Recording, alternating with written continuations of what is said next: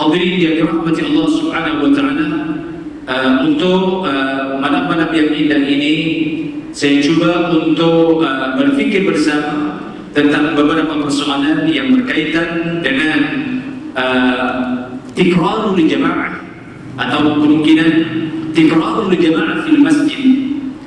Artinya bukan sekali sembahyang, mana dua kali, walaupun dia sudah sembahyang. Bagaimana pandangan mazhab dalam konteks ini, khasnya di masjid. Kemudian kalau kita tengok para mujtahid ini, sama ada Abu Hanifah atau Imam Malik atau Imam Syafi'i atau Imam Ahmad sekalipun nantinya, kenapa di antara mereka ada sedikit perbezaan dalam konteks ini? Maksudnya, kalau kita sudah sholat jamaah, kemudian kita nak sholat jamaah lain, bagaimana pandangan hukum dari konsep ini? Atau kemungkinan besar kita di rumah sembahyang seorang, datang ke Masjid Al-Mujahidin, ketepatan imam masih sembahyang yang sama, kita sudah sembahyang zuhur, dan datang ke sini imam masih sembahyang zuhur. Bagaimana posisi yang terbaik? Adakah kita akan ikut bersama imam, atau kita mencukupi kebarangkan baca Al-Quran atau sembahyang sunat yang lain? Ataupun yang kedua, di rumah kita sudah sholat jamaah dengan keluarga, tetapi kebiasaan hamba Allah ini, dia agak kurang selesa apabila tidak datang ke masjid. Sehingga demikian, dia datang ke masjid untuk beribadah. Walaupun imam apabila kita sampai di masjid, dia masih salat sebagaimana kita salat. Adakah kita yang sudah salat jamaah di rumah disunatkan balik untuk salat berjamaah dengan imam, sedangkan kita sudah menunaikan salat? Itu tajuk utama yang barangkali kita akan tengok nanti. Dan kenapa ada sedikit perbezaan kalau di Masjidil Haram atau Masjid Al-Aqsa atau di Masjid An-Nabawi, untuk orang-orang yang barangkali mereka sudah sembahyang di rumah, sholat jamaah atau di hotel, kalau kita sebagai tetamu umum sendiri, lalu adakah mana yang terbaik? Atau kemungkinan dia sudah sembahyang di Masjid An-Nabawi, kemudian dia akan ziarah ke Masjid Al-Ghamamah yang tidak jauh daripada Masjid An-Nabawi. Adakah kalau sudah sembahyang di Masjid An-Nabawi, kemudian imam di Masjid Al-Ghamamah masih salat lagi sembahyang sama, adakah disunatkan atau tidak? Hadirin yang dirahmati Allah Subhanahu wa taala, untuk itu insyaallah persoalan-persoalan ini akan sedikit kita bincang, dan kita maklum bahwa keinginan kita adalah untuk menunaikan ibadah ini adalah sangat besar. Dan kita tahu bahwa dalam konteks hadis riwayat Abu Hurairah radhiyallahu anhu, betapa hebatnya orang-orang yang sentiasa menunaikan salatnya dengan jamaah. Sehingga dikatakan bahwa nurul muslim yaumul qiyamah, ya sujud orang yang sembahyang seorang dengan orang salat jamaah, dia adalah sama, takbirnya pun juga sama, rakaatnya adalah sama. Lalu kenapa sampai disebutkan nurul muslim yaumul qiyamah? Orang yang sentiasa salat jamaah, nantinya di padang mahsyar atau pada hari kiamat, Allah akan bagi nur tersendiri. Dia dibagi kelebihan daripada orang yang membiasakan diri tidak salat jamaah. Bahkan busyrul musya'in fil dhulmi ila al-masajid bin nurita yaumul qiyamah. Riwayat ini adalah riwayat Abu Dawud, At-Tirmidzi, Abu Hurairah, Ibnu Majah, Al-Hakim, Anas. Jadi jelas sekali bahwa betapa pentingnya posisi badan itu setiap masa kita takbir kepada Allah bersama imam. Dan betapa pentingnya seorang lelaki sebagai ketua keluarga atau anak-anaknya membiasakan diri setiap waktu masuk sembahyang di masjid, bukan di rumah. Sehingga dalam konteks pembahasan, Nabi pernah memberikan satu semangat yang cukup besar kepada orang-orang yang rajin menunaikan salat ini. Walaupun mungkin sebagian orang ini tidak dianggap satu nilai, kenyataannya anna Rasulullah sallallahu alaihi wasallam qala, kata Abu Hurairah, law ya'lamu an-nas ma fi an-nida' was-saff al-awwal thumma lam yajidu illa an yastaqimu alaihi lastahabbu alaihi. Ini saya rasa sudah biasa kita dengar hadis ini, tapi sebagai tazkirah saja. Seandainya manusia itu tahu betapa hebatnya orang yang melakukan azan dan orang yang apabila sembahyang sentiasa berada di saf pertama, la haula wala quwwata illa billah. Artinya antara saf pertama, saf kedua, saf ketiga dia berlainan nilai. Yang Nabi sebut, seandainya mereka tahu betapa hebatnya orang-orang yang meluruskan barisan saf dan mereka berada di saf pertama, kemudian mereka tidak ada ruang, sebab mereka semuanya berebut-rebut untuk berada di saf itu. Mereka semua tahu mereka ingin yang terbaik, sehingga tidak ada ruang, mereka diadakan undian. Walaupun kita tidak pernah hal ini terjadi, ini menunjukkan betapa pentingnya saf pertama. Yang sifulan nak, sehingga untuk meredakan keadaan mesti diadakan undian dulu. Jadi imam yang terpaksa dia memberikan masa, seandainya itu niscaya mereka akan masuk dalam undian itu untuk mendapat bahagian daripada saf pertama. Hadirin, kalau kita berpikir secara halus, kemungkinan yang ada ini, yang orang-orang yang bijak itu berpikir lain. Apa yang Nabi sebut tentu adalah terbaik. Artinya betapa pentingnya setiap posisi sembahyang kita berada di saf pertama. Kadang-kadang apabila orang-orang itu tidak paham, dia santai saja. Dia santai, bahkan menunggu kalau boleh dia berada di saf ketiga, keempat, memberikan ruang kepada orang lain. Hakikatnya itu tidak menepati apa yang sepatutnya. Sampai Nabi sebut, lastahabbu alaihi. Confirm mereka yang paham akan ikut dalam undian itu supaya nama dia keluar. Apabila keluar, dia ada hak untuk berada di saf pertama. Dari pentingnya takbir, ruku dan sujud dengan imam di saf pertama.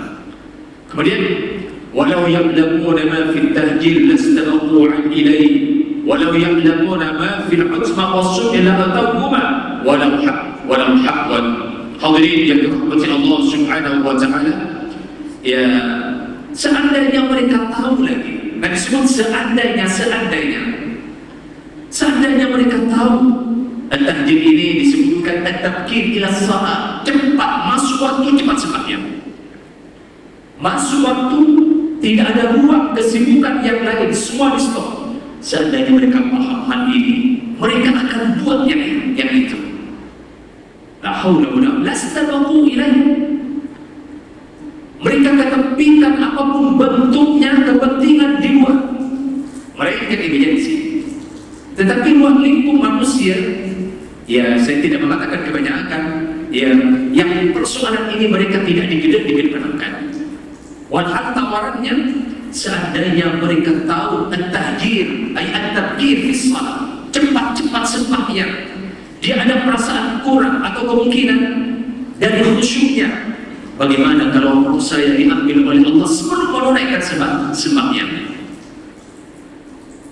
Walau ya'lamuna ma fil utma was-subhi la atawhuma walau habwan. Hadis ini tentu jelas riwayat Bukhari, riwayat Muslim. Jadi ini adalah jelas sekali.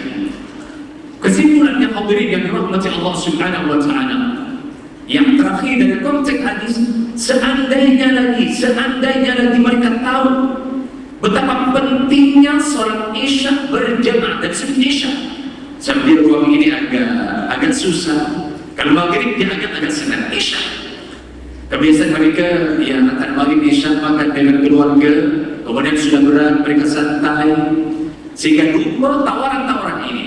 Tapi Nabi menyebutkan, seandainya mereka tahu betapa besarnya nilai sholat jamaah isya di mana? Di masjid ataupun di surau. Begitu juga wasum, sangat sukar. Sembahyang subuh amat sukar bagi orang-orang tertentu, dan kemungkinan kebanyakan Niscaya kata Rasulullah sallallahu alaihi wasallam, la atauhuma walau habban. Kalimat seandainya dia tidak akan pernah terungkai dengan semua orang. Hanya orang ulul albab saja yang kemungkinan nampak tawaran yang begitu besar ini. Niscaya mereka akan datang walaupun dalam keadaan mengisuk. Hadirin yang dirahmati Allah Subhanahu wa taala, atas dasar-dasar yang begitu hebat ini, jadinya apabila misal kata tuan-tuan dengan saya sudah sembahyang di rumah seorang, kemudian datang ke Masjid Al-Mujahidin atau masjid mana-mana di sekitar ahli qaryah, adakah boleh sembahyang balik di surau yang dia sudah sembahyang, dan bagaimana hukumnya? Ini jelas dalam hal ini, hadirin yang dirahmati Allah Subhanahu wa taala. Yang pertama, ittafaqal fuqaha ala annahu yajuzu liman shalla munfaridan an yu'id as-salat fi jama'atin wa takun ath-thaniyatu naflan. Dalam persoalan ini semua ulama mazhab, sama ada Abu Hanifah, Imam Malik, Imam Syafi'i, Imam Ahmad bin Hanbal, mereka bersepakat bahwa harus, adanya juz dia adalah harus bagi orang yang sudah menyelesaikan sembahyang seorang untuk mengulangi sembahyangnya apabila ada ruang untuk salat jamaah. Itu dalam konteks sembahyang seorang. Artinya dia tidak perlu lagi dia berpikir, oh saya sudah sembahyang, kenapa perlu sembahyang balik? Oh tidak, memang sangat-sangat digelarkan kalau dia sembahyang seorang, ayyu'id as-salat fi jama'ah, untuk mengulangi sembahyangnya untuk salat jamaah. Tentu wa takunu tsadiyatu naflan, sembahyang yang kedua dikira dia adalah sunat untuk dia. Alasannya apa? Jelas dalam konteks hadis, anna rajulan jaa ila al-masjid ba'da salati nabi al-asr. Ini kisahnya di Madinah. Ada seorang lelaki, tentu dia lelaki yang baik, datang ke masjid ba'da salati nabi al-asr. Kemudian Nabi dengan para sahabat sudah sembahyang asar. Assalamualaikum warahmatullahi, assalamualaikum warahmatullahi. Dalam konteks hadis ini dia tidak disebutkan lelaki ini dah sembahyang ataupun belum. Tetapi kepastiannya faqal, apabila Nabi dengan sahabat sudah menyempurnakan sembahyangnya, man yatasaddaqu ala hadha. Begitu hebat sekali Nabi. Wahai para sahabatku, siapa yang nak bersedekah dengan kawanmu yang baru datang? Disebutkan bersedekah. Dan kita tahu setiap sendi ada 360 sendi dia boleh bersedekah. Siapa di antara kamu yang akan sembahyang balik dikira sedekah, walaupun kamu sudah sembahyang dengan saya, untuk menemani kawanmu yang baru masuk. Fa yusalli ma'ahu, fa shalla ma'ahu rajulun minal qaum. Apabila Nabi mengucapkan kalimat semacam itu, maka sahabat tentu sudah paham betapa pentingnya bersedekah, walaupun bentuknya dia sembahyang balik dengan lelaki tadi yang baru masuk. Okey, atas dasar ini semua fuqaha sepakat bahwa untuk sembahyang balik, kalaupun dia sudah sembahyang, lelaki yang sudah sembahyang dengan Nabi, walaupun dia sudah sembahyang dengan Nabi, sudah salat jemaah dengan Nabi, maka itu sangat-sangat digalakkan untuk menemani kawan yang baru masuk. Ini secara keseluruhan pandangan daripada fuqaha. Walakin qala al-Hanafiyah, ini dalam konteks madhab sekarang. Berkata Imam Ahmad bin Abu Hanifah rahimahullah ta'ala, Dr. boleh cek keterangan dia dalam kitab Fathul Qadir, juzuk pertama muka surat 337. Di situ ada kenyataan. Kata Imam Abu Hanifah, yajuzu lil munfaridi i'adatu as-salat ma'a imami jama'ati wa takunu salatuhu thaniyah naflan bidalil hadis Yazid bin Aswad as-Sadiq fi maqsid idrak al-fariḍah walladhi qala fihi an-nabiy lirajulayn fi ukhrayat as-subuh. Jadi ini pandangan Abu Hanifah yang kira dia macam kekal. Kata Abu Hanifah harus, maknanya harus bagi seseorang yang sembahyang seorang, apabila nampak ada imam sembahyang jamaah atau orang lain salat jamaah, untuk mengulangi sembahyangnya tadi. Dan sembahyang yang kedua dia dikira dia adalah sunnah baginya. Atas dasar hadis yang tadi, cuma ada hadis yang kedua, apabila ada satu kes, ada dua sahabat, Nabi sudah sembahyang. Ternyata sahabat ini selepas Nabi sembahyang, dia tahu Nabi masih sedang sembahyang tetapi tidak bersama. Kemudian Nabi menyebutkan, lam yusalli ma'ahu salat az-zuhr.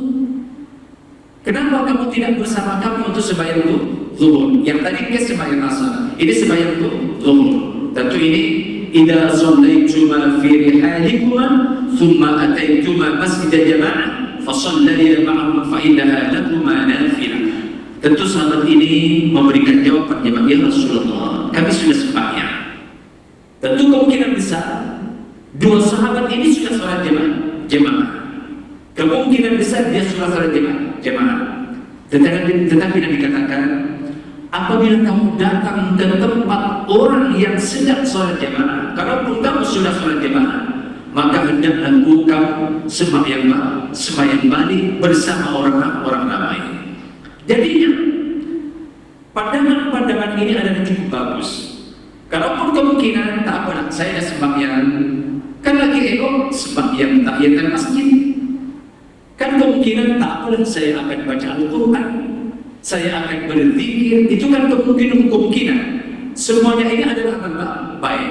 Tetapi pilihan Allah dan Rasul bukan baca Al-Quran, bukan berzikir, bukan sholat tahiyatul masjid. Yang terbaik waktu itu untuk beramal, masuk sembahyang balik dengan jamaah yang dipimpin oleh imam rawatib. Itu ibadah yang terbaik. Jadi hadirin yang dirahmati Allah Subhanahu wa taala, melainkan kata Abu Hanifah sembahyang asar. Kenapa masyhur dalam hadis bahwa tidak boleh sembahyang selepas sembahyang asar, begitu juga subuh. Jadi kalau kita sudah sembahyang asar, sama ada seorang ataupun kebarangkalian jemaah, kalaupun Imam Hanif atau Imam Nasir di sini sembahyang asar dengan jemaah yang begitu ramai, maka orang yang baru masuk pandangan Abu Hanifah sangat-sangat tidak diperbolehkan untuk sembahyang balik. Sebab tidak ada sembahyang selepas sembahyang asar melainkan di Makkahul Mukarramah. Itu pun yang Madinah adalah tanah haram, Makkah pun juga tanah haram. Dan Nabi buat kenyataan, inni haramtul Madinah kama harrama Ibrahim Makkahul Mukarramah. Itu jelaskan. Jadi kata Rasulullah sallallahu alaihi wasallam, saya juga jadikan Madinah sebagai tanah haram, sebagaimana Nabi Allah Ibrahim mengisytiharkan Makkahul Mukarramah dia adalah tanah haram. Dua-dua adalah tanah haram. Makkah tanah haram, Madinah adalah tanah haram. Dia ada undang-undang tertentu, tidak sama dengan tanah di luar haram, sebab mulianya. Tetapi yang boleh sembahyang sunat selepas sembahyang subuh dan selepas sembahyang asar itu hanya di Makkahul Mukarramah, tidak di tanah haram Madinah. Walaupun di sini timbul ada kritikan. Sebabnya ada beberapa hadis yang menjelaskan maksudnya yang boleh sembahyang selepas sembahyang asar apabila orang itu lepas menunaikan tawaf selepas salat asar. Kalau tengok beberapa hadis yang menyebutkan hal ini, kebarangkalian itu lagi buat.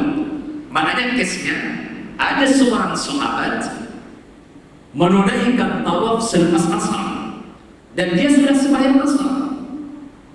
Kemudian tentu selepas tawaf kita disunatkan untuk sembahyang sunat di belakang makam Ibrahim. Takhidhu min maqam Ibrahim musalla. Atas pandangan ataupun pandangan daripada Umar bin Khattab yang bertanya kepada Nabi, kenapa tidak dijadikan sembahyang di makam Ibrahim?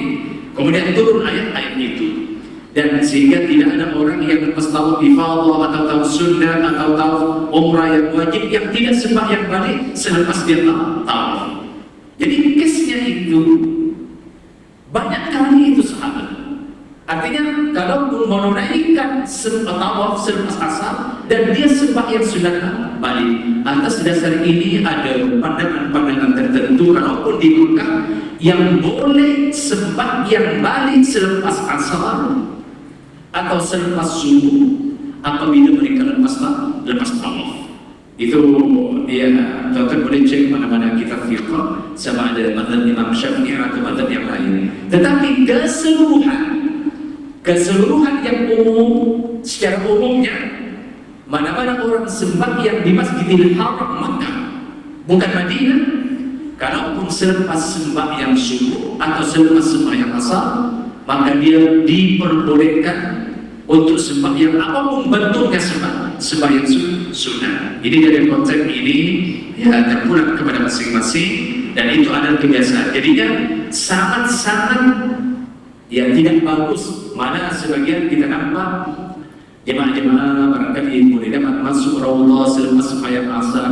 Kalau kita teliti itu, sebenarnya saya baru balik irama itu, masuk saja ke raudhah. Kalaupun dia sudah sembahyang asar, dia sembahyang balik di raudhah. Sebenarnya hakikatnya dari subuh dia tidak boleh, walaupun dia raudhah, sebab dia sudah sembahyang asar. Begitu juga Imam Abu Hanifah di sini, kalaupun kamu digalakkan sembahyang jemaah balik di masjid, yang di rumah sudah sembahyang, yang dimaksudkan bukan lepas sembahyang asar dan subuh. Jadi kalau lepas sembahyang asar, kita sudah sembahyang di rumah, kalaupun datang ke masjid imam masih sembahyang, yang ini Abu Hanifah berpandangan tetap tidak boleh. Ini agak syadid itu dalam hal-hal semacam ini. Kita tengok pandangan lain. Qala al-Malikiyah. Tentu orang-orang yang Imam Malik dia sedikit ada perbezaan. Dikatakan bahwa man shalla fi jama'atin lam yaqut fi ukhra illa idza dakhala ahad al-masajid al-thalatha fa yundabu lahu al-i'adah. Imam Malik dalam hal ini pun juga ada perbezaan. Kata Imam Malik, kamu sudah sembahyang, tak perlu sembahyang balik. Apa tak lagi sudah salat jemaah? Katakan sudah salat jemaah dengan istri, dengan anak di rumah, datang balik ke Masjid Mujahidin. Ketepatan Imam Nasir atau Imam Hanif agak lambat sedikit, kemudian jemaah baru dilaksanakan. Ya sudah, kata Imam Malik, kamu tetap tidak perlu lagi sembahyang balik, sebab sudah salat jemaah. Melainkan, kata beliau, apabila kamu sembahyang di salah satu masjid yang 3. Kesimpulannya, kalaupun sudah salat jemaah di hotel yang kita jauh, atau orang Makkah sudah sembahyang di mana-mana masjid yang bukan Masjidil Haram, kemudian mereka dah salat jemaah bahkan di Masjid Kucing atau di Masjid Ghamamah tadi kalau di Madinah, masuk lagi ke Masjidil Haram atau Masjid Al-Madinah, ketepatan imam rawatib masih sembahyang. Kalau yang 3 masjid itu, maka untuk orang itu tetap disunatkan untuk sembahyang balik. Sebab apa? Mulianya 3 masjid, yaitu Masjid An-Nabawi, Masjid Haram dan Masjid Al-Aqsa Al-Syarif. Tapi selain itu, kata Imam Malik, tak perlu lagi. Dan kalau kita ketahui, barangkali ada sedikit pengalaman yang ada, dia agak berbeza. Tuan-tuan jarang pergi menunaikan umrah ataupun pergi Makkah, yang selepas makmum sembahyang dengan Imam As-Sudais barangkali jarang sekali kita nampak ada kumpulan orang salat jemaah lagi. Memang sangat jarang. Di Madinah pun sangat jarang. Dan barangkali kita tak nampak langsung. Tetapi berbeza dengan Al-Aqsa Al-Syarif. Sangat-sangat berbeza. Di Masjid Al-Aqsa atau di masjid yang kita sebut adalah Masjid Al-Qibli, kita masyhur Ya, saya tak pandai tapi pernah berada di sana di 10 hari 10 malam dan sempat keliling-keliling bandar Israel ini. Jadinya sangat berbeza. Di Masjid Al-Aqsa dia sangat berbeza. Jarang sekali tak ada orang sholat jemaah. Sehingga di belakang itu Al-Qibli. Sebab ya dia mesti ada tempat khas untuk orang sholat jemaah. Tidakkah di sana ada Masjid Qubbatus Sakhra dan Ukhra. Kemudian ada Masjid Qibli yang paling ujung, yang biasa kita nampak terjadi penembakan, rusak dan sebagainya. Di bawah masjid itu Al-Aqsa ada Masjid Al-Qadim di bawah tanah. Di bawah tanah itu ada masjid lagi, namanya Masjid Al-Aqsa Al-Qadim. Sangat-sangat indah sekali. Kemudian sebelah kiri, kalau masuk dari Babul Mahabbah ada Masjid Al-Marwani. Sebelah kanan ada masjid yang namanya adalah Masjid Burak. Jadi Masjid Burak di bawah tanah, Al-Aqsa Al-Qadim di bawah tanah, Masjid Al-Marwani pun di bawah tanah. Tapi apabila masuk waktu sembahyang zuhur, katakan orang yang berada di Masjid Qubbatus Sakhra, orang yang berada di Masjid Burak, orang yang berada di Masjid Al-Aqsa Al-Qadim, orang yang berada di Masjid Al-Marwani, semuanya berimam kepada imam yang berada di masjid apa itu? Masjid Al-Qibli, masjid yang paling ujung. Jadi banyak masjid, tapi masuk waktu mesti ikut kepada imam di situ. Oke. Yang kita lihat, selepas imam itu sembahyang rawatib katakan zuhur, tentu kuasa Allah Subhanahu wa taala. Di belakang itu lepas kita salam, bukan sesuatu yang mustahil. Ada saja orang sembahyang jemaah. Mungkin ramainya orang-orang yang bermusafir. Makanya ada tempat khas mihrab itu boleh dipindah-pindah. Dan dia memang tidak pernah putus. Jadi agaknya memang sangat-sangat berbeza dengan Masjid An-Nabawi dan Masjid Makkatul Mukarramah. Jadi ini Imam Malik dalam konteks ini mengatakan bahwa apabila mereka sudah sembahyang selain 3 masjid, masuk ke mana-mana masjid tidak digalakkan untuk sembahyang balik.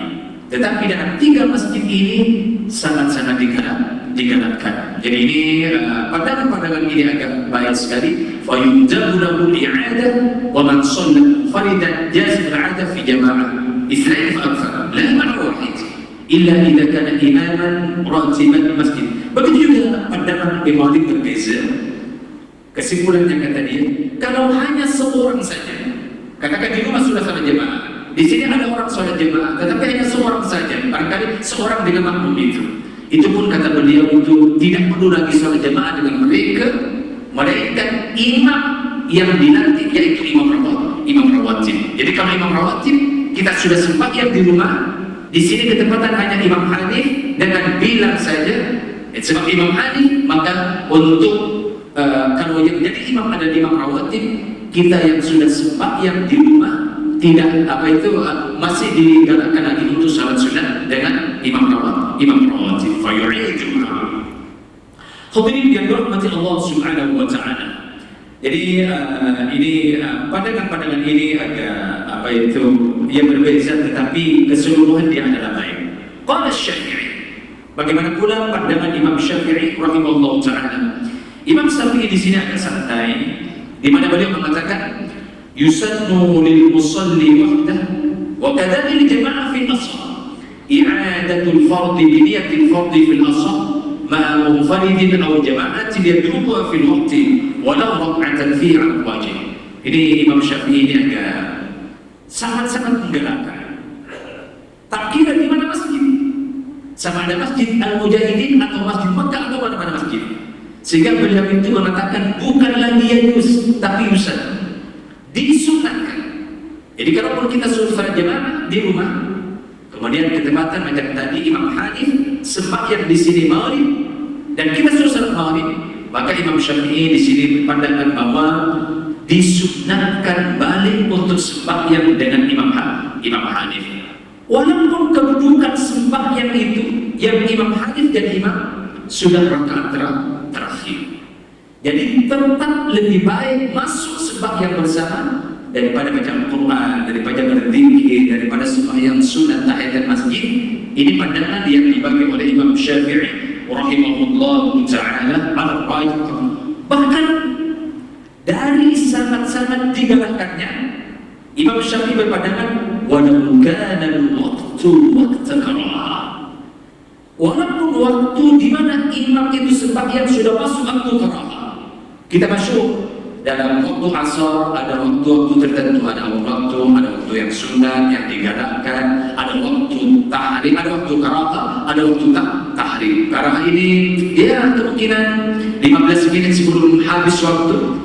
Tapi kalau waktu tahrim mungkin lagi 5 menit dan masuk waktu kedua. Itu namanya sudah waktu-waktu yang kritikal. Jadi kata Imam Syafi'i, kalaupun imam sudah masuk rakaat terakhir dan sembahyangnya itu sudah masuk rakaat masa-masa yang sudah kritikal, waktu karahah. Jadi tetap kata Imam Syafi'i, kita sangat digerakkan untuk join bersama imam itu.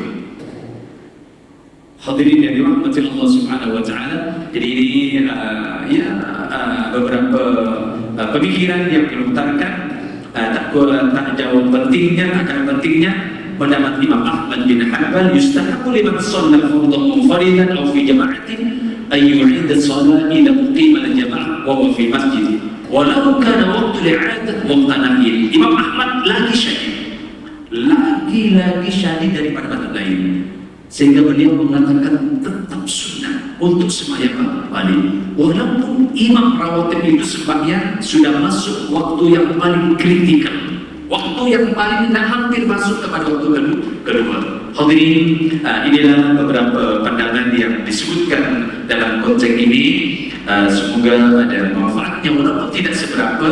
InsyaAllah hari Sabtu kemungkinan kita sudah masuk bulan yang mulia, bulan Rajab, dan tentunya style ibadah kemungkinan akan berubah untuk naik taraf, terutamanya mungkin yang akan puasa silakan masuk bulan Syawal pun lagi digalakkan insyaAllah. Semoga tuan-tuan dibagi kesehatan yang baik, dimudahkan ibadah untuk bulan-bulan yang mulia ini, dan ke puncaknya kita akan berjumpa di bulan Ramadan.